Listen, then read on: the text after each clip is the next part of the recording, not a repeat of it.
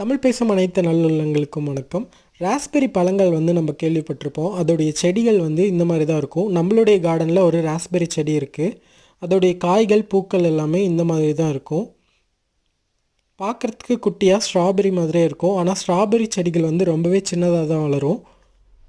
ஆனால் இந்த செடிகள் கொடி மாதிரி ஹைட்டாக வளரும்.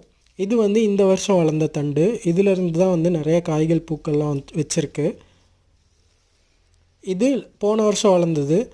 வின்டர் வந்தால் ஃபுல்லாகவே காஞ்சிரும், இலையெல்லாம் கொட்டிடும். அதுக்கப்புறம் திருப்பியும் ஸ்ப்ரிங் வந்ததுக்கப்புறம் புதுசாக கிளைகள் அதுலேருந்து காய்கள்லாம் வளரும். இப்போது கொஞ்சம் பழங்கள்லாம் பழுத்திருக்கு. அதெல்லாம் நம்ம இப்போ பறித்து சாப்பிட்டு பார்க்கலாம். நான் ஏற்கனவே நிறைய பழங்கள் பறித்து சாப்பிட்டேன். இப்போ கொஞ்சம் தான் இருக்குது.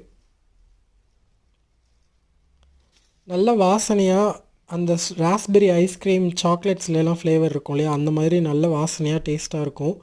ஒரு புளிப்பு அதுக்கப்புறம் இனிப்பு ரெண்டு சுவையுமே கலந்த மாதிரி இருக்கும். அந்த ரவுண்டாக இருக்குது இல்லையா, குட்டி குட்டியாக, அந்த ஒவ்வொரு இதுலேயுமே விதைகள் இருக்கும். நம்ம விதைகளோடையே சாப்பிட்லாம், நல்லா தான் இருக்கும். இந்த மாதிரி தான் இருக்கும் ராஸ்பெரி பழங்கள். நீங்கள் ராஸ்பெரி சாப்பிட்ருக்கீங்களான்னு சொல்லுங்கள். இந்த செடிகள் ஸ்டெம் கட்டிங் மூலிமா வளர்க்கலாம். நீங்கள் யூகேயில் இருக்கீங்க அப்படின்னா பாட்ஸ்லேயே ஈஸியாக வளர்க்கலாம்.